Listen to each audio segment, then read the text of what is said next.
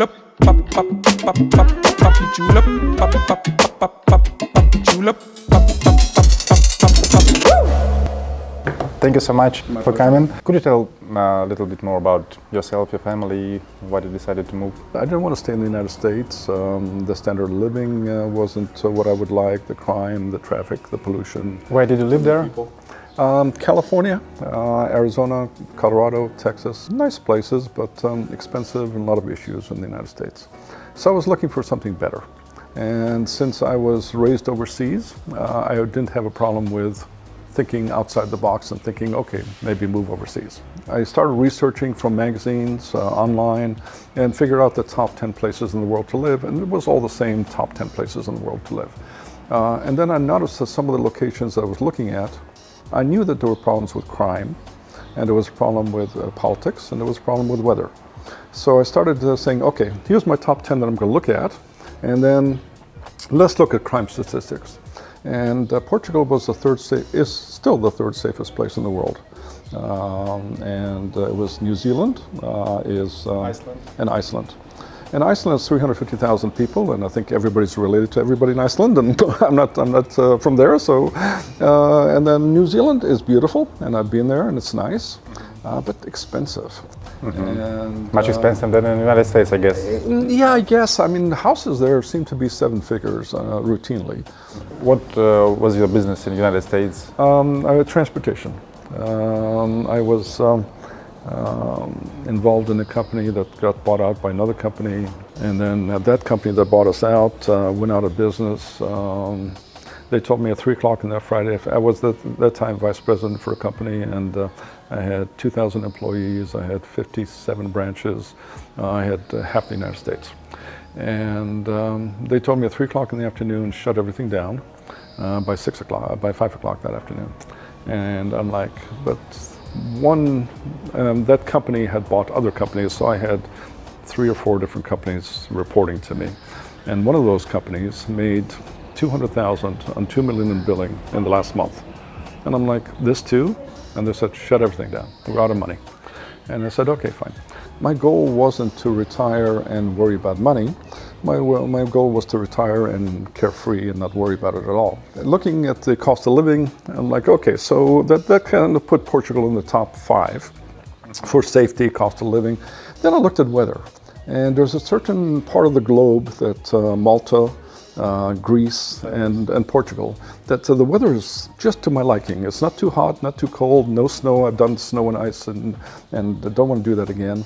And so Malta is very small. I haven't been, but it looks very nice, but small. And I'm like, I want a little bit more variety than that. And so I looked at Greece, and Greece was becoming my number 1 choice. And then I read up on Greece. And you've been there? I have never been to Greece. My parents have been to Greece. My dad did a lot of traveling. He had been to 135 countries. I've only been like 35. And Greece was their favorite. So I figured, okay, this is something to consider. And I was looking at Crete, and I was looking at the islands. But then I read up on Greece, and they only allow you to stay a year.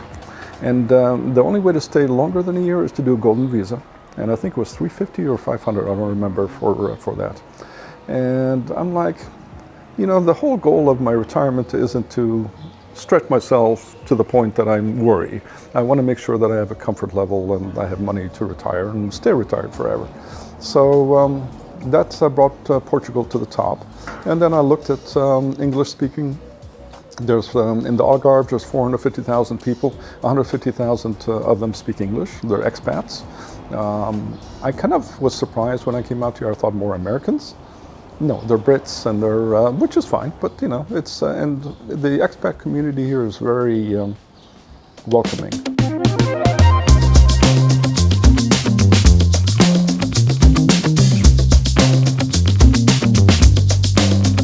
My family stayed in the U.S., and my parents are gone now, and I was taking care of them, and now that job's taken care of, and I was retired. So my kids have come out a few times, and we made a fun game out of this. How old are they? 24, 27, and 30. We're having fun with this now, because what we do is there are very few direct flights from California to Portugal. Direct flights from California? Yeah, there are very few. There is one from San Francisco, and sometimes there's one from Los Angeles. So we have a little fun with it. What we'll do is we'll fly to Rome, or fly to Paris, or fly to Rome and then go back through Paris. And so basically they're seeing all of Europe every time they come to see me.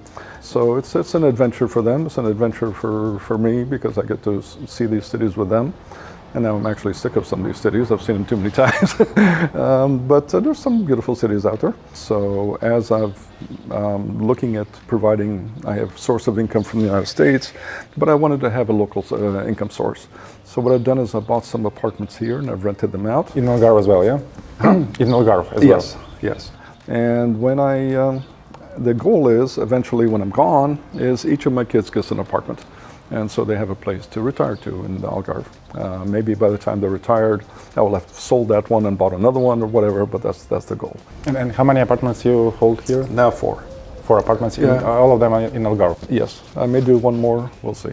And that's one of the things I liked about the country is the culture, the people, the safety, the weather. There is no traffic. Even in high season, when there is traffic, there's 5 cars on the road. In Los Angeles, 5 o'clock in the morning, there's 20 cars ahead of you. I mean, you can never get away from it. And then here, they've actually measured the air for contaminants. And one of the readings was 0. They couldn't find one of the contaminants. I don't remember which one it was, but it's like, okay, maybe they need more sensitive machines. That's my kind of place to live in. And it's beautiful, and the weather is nice, and you're 5 minutes from the beach, and you can't beat it. What about the food? I like the food. I miss some of the food from the U.S. That is one thing that I do miss. I can't find a good Mexican restaurant here to save my life. I like Greek food, and the Greek food here, no offense to the Greek restaurants here, it's not that good. They have, we're very close to, I'm in Albufeira, we're very close to Ghia, and Ghia chicken. It's pretty simple food, but it's really good. And my honey and I go out there on a regular basis and eat there like once a week or something. And it's ridiculous. It's very, very good food, and I think it's like €6 or €7 per person for this delicious meal that was just prepared. It's very cheap. Very cheap. And what are you doing here on a daily basis? What is your hobby, your routine? Yeah, actually I'm a lot busier being retired than I thought it would be, because I'm doing the rental properties, and we've bought 4 properties, and basically renovated them, and because I bought cash, got a good deal on them, very good deals on them, but they need to work. And so, a month and a half, 2 months worth of renovations in each one, and you make a 20% return on your investment. Really? Yes. When did you buy it?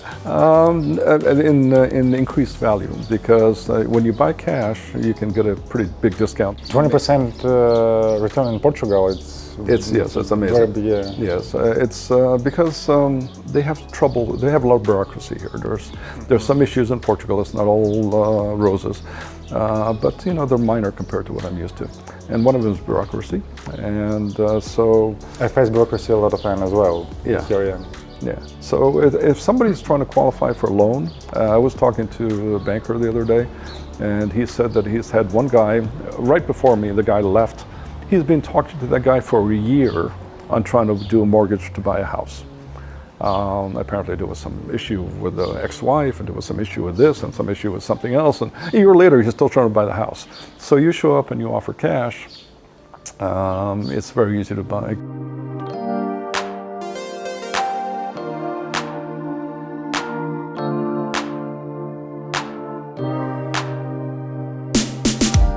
So your routine is to handle all this stuff related to business, like renting business here? Yeah. What else? That's pretty much all that's keeping me busy. The rest of the time we're doing the, driving around and checking out the different cities, and there's a lot of Portugal I want to go see that I haven't seen yet, but there's a lot to see. It's got a lot of history in Portugal, not as much as some of the other countries like Italy and whatnot, and a lot more castles and stuff over there. And if somebody wants museums and all that stuff, Portugal is not the place to go. But if you're looking for life at its most basic, done very well, good food, good people, relaxing time, right priorities in life, not about just making the money. It's about relationships and family and all that kind of stuff. This is the place to be, I think.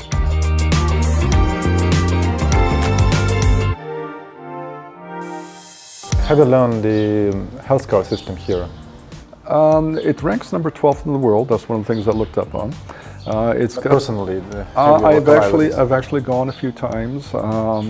In the U.S., the woman I used to date had a problem and she cut her fingers, and we went to the emergency room in the U.S. and we got there, and I think we left about 7 hours later, and I think her bill was in the thousands. Here, I had an issue and I had a question, and I walked into emergency. It turned out to be not an emergency thing, but okay, fine. And this is before I had insurance, and I paid 64 euros, and I was in and out of the place in an hour, including getting all the medication that the guy suggested that I get. And that's including the pharmacy. So there is no nurses. I talked directly to the doctor, and we sat there and we talked for 15 minutes. You don't get 15 minutes in the doctor in the US. And after about 5 minutes of talking about symptoms and whatever it is, we started talking about weather and golfing and this and that and whatever it is. It's like, you don't do this in the United States. And you meet with a nurse if you're lucky, and then maybe you see the doctor for 3 minutes as he's rushing off to another thing. It's a whole different perspective on life. There's a reason that people in Portugal have a longer lifespan than in the US. That's one of the things I looked at is, okay, so 12th best thing, what does that translate to? Oh, okay, it does correlate. It's not like, So yeah, it's for me, I think it's the most ideal spot to retire in the world, at least, for my taste.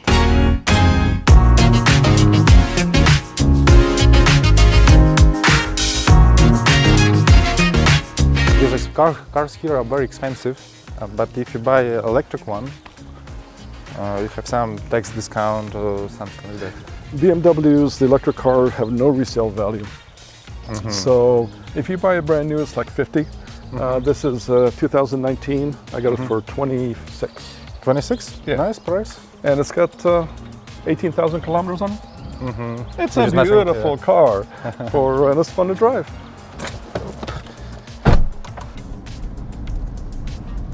And in the United States, you should have some like GMC or Cadillacs now? I had a Cadillac Escalade, and I had a Mercedes, and I had a BMW. And that Escalade was ridiculous with gas. But yeah, it's, you have all the toys, like right here.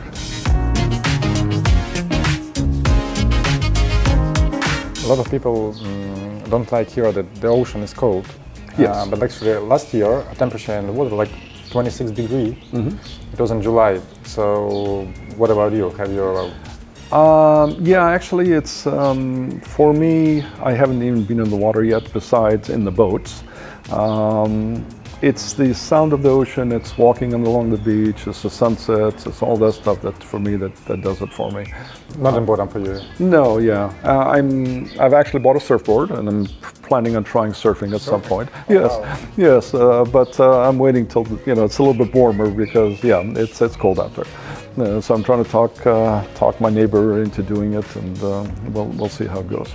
Actually, in Sagres, there is the best spot here in Algarve because they have 3 types of waves. Yes. And it's also a good location for the beginners.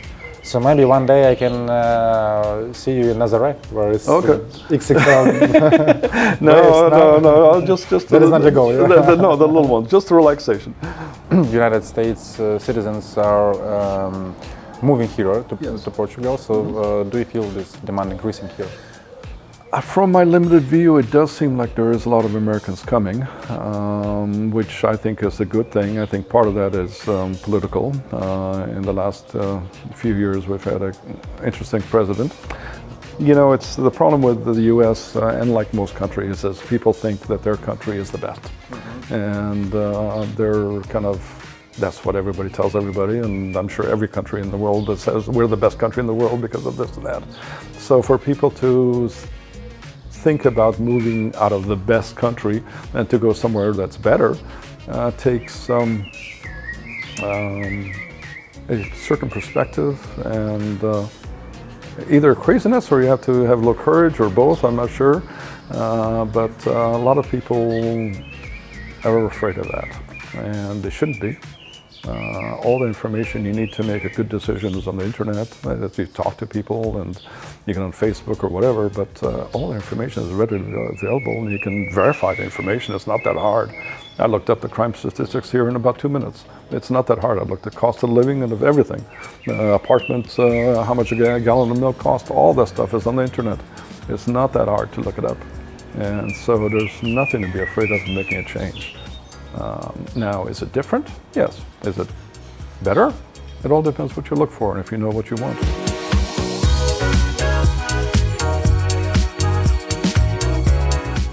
I knew exactly what I wanted. I have a list of my 10 things that I wanted.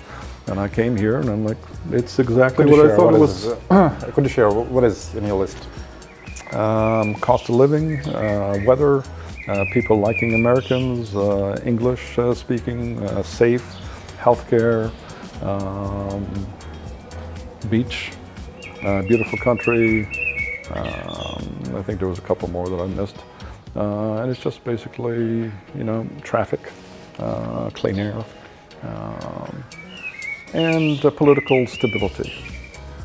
I didn't want to, there are some countries I was looking at that are more off the beaten path, but I wasn't sure that 20 years down the road that their political structure would be the same.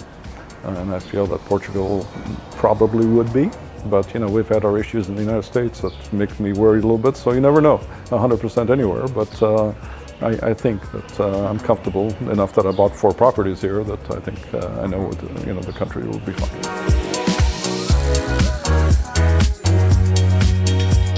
Have you faced any disadvantages of living in Portugal? Just the language.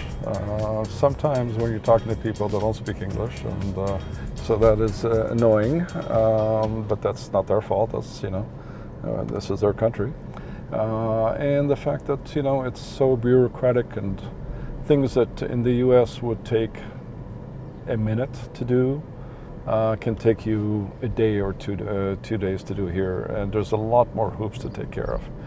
For example, in the United States, if you move to a place and you want to add water, electricity, insurance, you can get on the phone, add all of those things in about 20 minutes. If you move to a new house and all that stuff, no problems.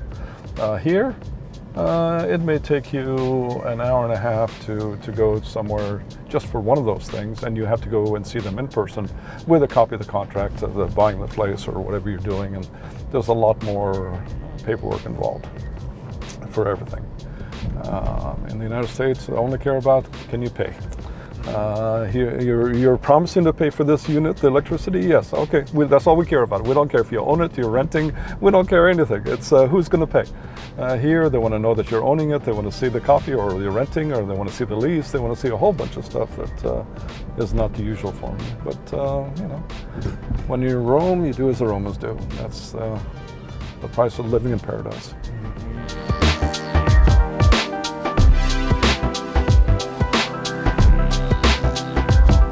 Do you know Portuguese already? I've been studying Portuguese now for 2.5 years, and before I used to speak different languages. And for me, Portuguese is either because of my age or because it's a more difficult language, I'm not sure, or both. So every day I study, and I probably spend about 2 hours a day studying Portuguese. It'll probably take me another 1 or 2 years before I'm comfortable with having a good conversation in Portuguese after about a year and a half of studying every day. It's a hard language, but there are times that you need to learn, you need to know Portuguese when you're talking to people who are not in the, used to dealing with the tourists, government, the water, those kind of places. You have to know some Portuguese. Do you remember before you moved here, the house of your dream, the picture of your dream in Portugal before you come? So could you explain what is a picture? I used to run companies before I retired, and so I'm used to planning long term. So when I looked at coming out here, I actually researched about 20 or 30 places I wanted to potentially buy before I came out, and I was looking at prices and where they are and all that kind of stuff. But what I didn't count on was the fact that The real estate industry over here kind of lets things lag for a while, so a lot of those things were gone. But still, it gave me an idea of how much the pricing was and what's available and all that kind of stuff. So when I came out, it was pretty much in line with what I thought. There was no real surprises there. It's the only thing is that's been kind of a surprise to me is that learning Portuguese is a little harder than I thought it would be, especially since I used to speak Spanish and French, and I didn't remember struggling that much with those languages, and I kind of figured, okay, romantic language, it should be similar, but no, there's 50 different ways of saying each verb, which is ridiculous, I think, and everything has a sex. Okay, so beer is a feminine thing? Why is beer feminine? And it's like, I don't understand. In the US, beer is usually masculine, but okay, whatever. Before I move, I dreamed about a house on a hill with an ocean view in some nice locations. So what is your dream? I've had all of that stuff before in the past, and for me, coming out here wasn't about having the nice cars and the nice house and all that stuff anymore. I've done all that. For me, it was about just relaxing and chilling and enjoying the culture and listening to some music and walking along the beach and whatever it is. So, I have a one-bedroom place here. It's not very big. It's nice. It's updated. It's fine, but it's not very big because I don't need it. I don't want to be cleaning house all day long. I don't want to be doing all of that stuff. It's fine. I remember before when I had a 4-story house with 5 bedrooms, 5 baths. In California? Yes. It was a nice view of the lake with a dock, with a boat and all that stuff, and had my toys and my cars and whatever. You spend a lot of time taking care of your stuff. Now you got to make a big house payments and and a lot of taxes, and just my property tax and my insurance was about $9,000 a year.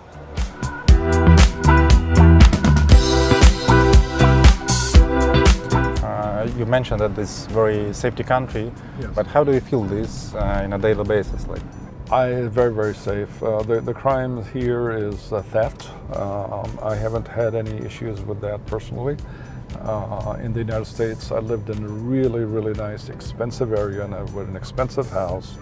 And I left the garage door open and somebody stole the bicycle out of the garage. Really? Yeah. And this was houses that are over $1 million each one. And somebody stole my bicycle. Here, I have no qualms about that. I'm not worried if I leave the house, and if I left it unlocked, you're going to go through there. Okay. And then you see people, you see women walking alone at 2 o'clock, 3 o'clock in the morning, and they're safe. I mean, there's always crimes. There's always going to be problems at some point, but it's so much safer here than most anywhere else. It's not an issue. It was a great interview. Thank you so much. Thank you.